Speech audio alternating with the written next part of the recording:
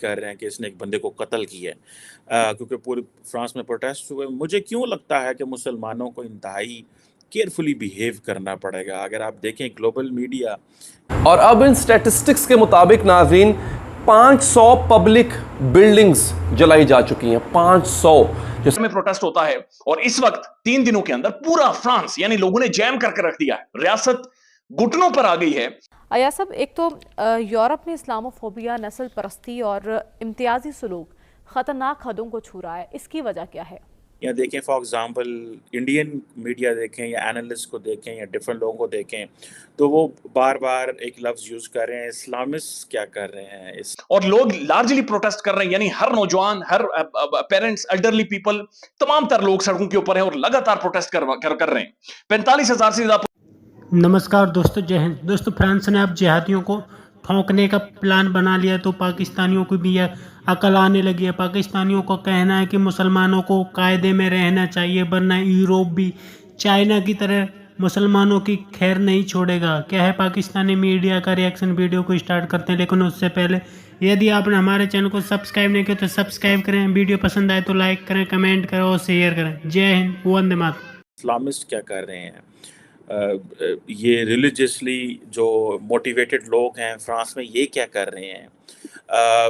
اس کو بیسیکلی جو مسلمان ہیں ان کو اس کو کیسے دیکھنا ہے؟ پہلے تو جن لوگوں کو نہیں پتہ یہ جو واقعہ ہوا، اور اس میں جو لڑکے کی جو فیملی ہے وہ بھی یہ کہہ رہی ہے کہ ہمارا مقصد یہ نہیں ہے کہ آپ سڑکوں پہ جائیں، توڑ پھوڑ کریں، آج چوتھا 5واں دن ہے، آگ لگائیں. مطلب یہ کس طرح کا پروٹیسٹ ہے؟ ٹھیک ہے اس کو قتل کر دیا گیا، اس کے اوپر ایک پروٹیسٹ کرنے کا بھی طریقہ ہوتا ہے. یہ بیسیکلی جو فائر آرمز لا تھا یہ 2017 میں بنا، تب سے ایسے واقعات بڑھے ہیں. 2017 میں کچھ 27 واقعات ہوئے، 2020 میں کچھ 40 واقعات ہوئے، 2021 میں 52 واقعات ہوئے. لیکن اس میں یہ بھی کہا جا رہا ہے کہ جو پولیس کی لیک آف پروفیشنلزم اور ٹریننگ کے مسائل ہیں، یہ صرف یہ قانون نہیں ہے. تو یہ چیزیں تھوڑی سی دیکھنے کی ضرورت ہے. فرانس کی جو سوسائٹی ہے، جو معاشرہ ہے، میں اس کو بتاؤں اس میں 10% مسلمان ہیں، جبکہ یہاں پہ 50 یا 51% لوگوں نے اپنے آپ کو ریلیجن ڈکلیئر نہیں کیا. سو یہ جو سوسائٹی ہے یہ بڑی تعداد میں سیکولر ہے ان نیچر، اور تقریباً میرا خیال ہے کوئی 29% لوگ ہیں جنہوں نے اپنے آپ کو کیتھولک اور اس طرح ڈکلیئر کیا ہوا. سو یہ اتنی زیادہ سیکولر سوسائٹی جس نے مسلمانوں کو امبریس کیا ہے، گلے سے لگایا ہے. لیکن یہ بڑی تعداد میں جو مسلمان جو یورپ میں ویسٹ میں بیٹھے ہوئے ہیں، یہ اس طرح کیوں پروٹیسٹ کرتے ہیں اور یہ کیا ہو رہا ہے اور اس کا کیا نقصان ہو سکتا ہے؟ بہت عرصہ پہلے ایک پروفیسر نے ایک کانسیپٹ دیا تھا یہ کہ جو مختلف تبدیلیاں آ رہی ہیں ڈیولپنگ ورلڈ کے اندر، وہ تبدیلیاں جو ہیں وہ کس طرح اثر انداز ہوں گی مغرب میں اندر.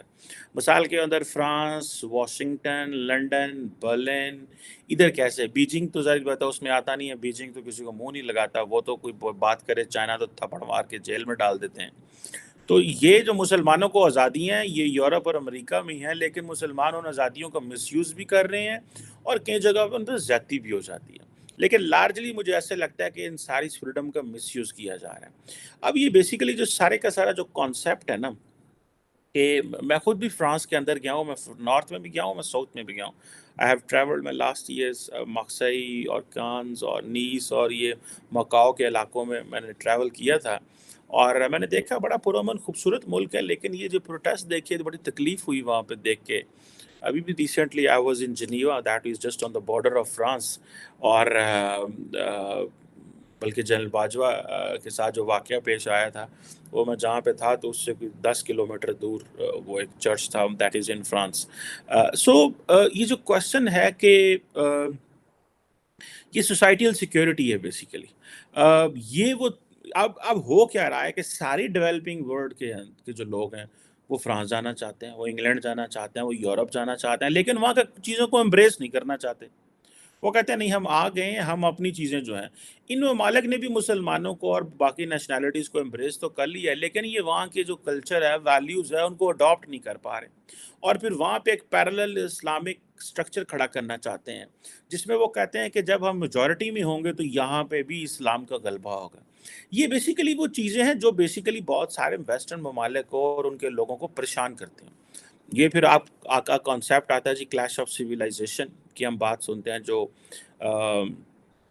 ہنٹنگٹن نے دیا تھا. ٹھیک ہے جی، کانسیپٹ کہ جی سویلائزیشن کے درمیان کلیش ہے. پھر یہ بھی کہا جاتا ہے کہ جو سویلائزیشن کولیبریٹ بھی کرتی ہیں، کوآپریٹ بھی کرتے ہیں. کرسچن سویلائزیشن، ہندو سویلائزیشن، مسلم سویلائزیشن، یہ آپس میں ساری کولیبریٹ بھی کرتے ہیں. یہ کنفرنٹیشن بھی ہے. لیکن لارجلی یہ جو کانسیپٹ ہے یہ سارے کا سارا سوسائٹیل سیکیورٹی کا، یہ وہ تھریٹس اور ولنریبلٹیز ہیں جو basically communal identity and culture کو جو ہے وہ تھریٹن کرتے ہیں. سو یہ جو کچھ ہو رہا ہے، اگر پولیس وہاں پہ جو فرینچ ہیں اگر وہ کہیں پہ اسرٹ کرتے ہیں تو وہ بیسیکلی ایسا ہی ہوتا ہے کہ پھر مسلمان جو ہیں وہ اگر فار ایگزامپل یہ دیکھا جائے گا کہ جی مسلمان اگر میڈرڈ بامبنگ ہو رہی ہے، لنڈن بامبنگ ہو رہی ہے، کہیں پہ داعش کا نام آئے گا، کہیں پہ القاعدہ کا نام آئے گا، تو لوگ پھر کوشچن تو آئی بروز تو اٹھائیں گے نا، بھائی یہ کیا ہو رہا ہے، یہ کیوں ہو رہا ہے. اس مائگریشن کی وجہ سے بہت سارے مسائل ہیں. ان ملکوں نے مسلمانوں کو امبریس کیا. جیسے فار ایگزامپل میں نیو یارک ٹائمز پڑھ رہا تھا، پولیس والے بلا لیے گئے، یعنی ایلیٹ فورس وہاں پر بلا لی گئی ہے اور ملک کے اندر ایک ایمرجنسی نافذ کر دی گئی ہے. برسل کے اندر ایک امپورٹنٹ سمٹ تھا، وہ سمٹ بھی جو پریزیڈنٹ ہے ایمانوئل میکرون انہوں نے اٹینڈ نہیں کیا اور وہ واپس ان سارے معاملات کو دیکھنے کے لیے باقاعدہ ٹیلی ویژن سپیچز کر رہے ہیں، پیرنٹس سے درخواستیں کر رہے ہیں کہ برائے مہربانی اپنے نوجوان کو واپس بلائیں. میں دیکھ رہا تھا انٹرنیشنل میڈیا اسے کھل کر رپورٹ کر رہا ہے، سب کو دکھا رہا ہے، یہ پروٹیسٹ جلاؤ گھیراؤ سب کچھ دکھا رہا ہے. لیکن وہاں پر لوگ یہ آ کر کہہ رہے ہیں کہ ہمیں اس 17 سالہ نوجوان نہال کی زندگی یا اسے جو پولیس نے مارا ہے بات صرف یہاں پر ختم نہیں ہوتی، بلکہ جن 2 پولیس والوں نے اس 17 سالہ نوجوان نہال کو مارا ہے وہ دونوں پکڑے گئے ہیں، ان کے خلاف قانونی کارروائی شروع ہو گئی ہے، حکومت معافی مانگ چکی ہے، گھٹنے ٹیک چکی ہے. لیکن لوگ یہ کہہ رہے ہیں کہ یہ ایک نوجوان کا معاملہ نہیں ہے. آج انہوں نے ایک نوجوان کو مارا ہے، یہی پولیس کل ہمارے گھروں میں گھسے گی اور ہمارے بچوں کو مارے گی. لہٰذا آج ہم سب نے کھڑے ہونا ہے. اور انہوں نے پورے فرانس کو جام کر کے، ڈیڈ کر کے، چوک کر کے گلے سے پکڑ کر رکھ دیا ہے. اور میں دیکھ رہا تھا کہ ایک انٹرنیشنل نیوز چینل پر آ کر کچھ لوگ یہ کہہ رہے ہیں جو پروٹیسٹ کر رہے ہیں کہ ہم اصل میں سسٹمیٹک پولیس ابیوز، یعنی جو سسٹم کے اندر پولیس کے اندر خرابیاں ہیں، ہم اصل میں اس کے خلاف کھڑے ہوئے ہیں. اور ایسا لگ رہا ہے کہ کچھ گھنٹوں کی گیم ہے اور پریزیڈنٹ میکرون کو اب اپنا اقتدار بچانا مشکل نظر آ رہا ہے. یعنی لوگ مان نہیں رہے، لوگ گرفتاریوں سے ڈر نہیں رہے اور جلاؤ گھراؤ اور تباہی فرانس کے اندر انہوں نے پھیلا کر رکھ دی ہے. پاکستان کے اندر دیکھیے، پولیس کی کسٹڈی میں سے پاکستان کا پرومیننٹ سب سے مشہور صحافی اٹھایا جاتا ہے اور اس کا جو آخری لوکیشن تھی وہ پولیس تھی. ٹھیک، پولیس کے پاس سے اٹھا کر لے کر جایا جاتا ہے. کوئی پروٹیسٹ نہیں ہوا، کوئی رولا نہیں پڑا، کوئی انٹرنیشنل میڈیا نے کوریج نہیں دکھائی، کوئی بین الاقوامی میڈیا نہیں چیخا، یونائٹڈ نیشن نہیں چیخا، کچھ بھی نہیں ہوا.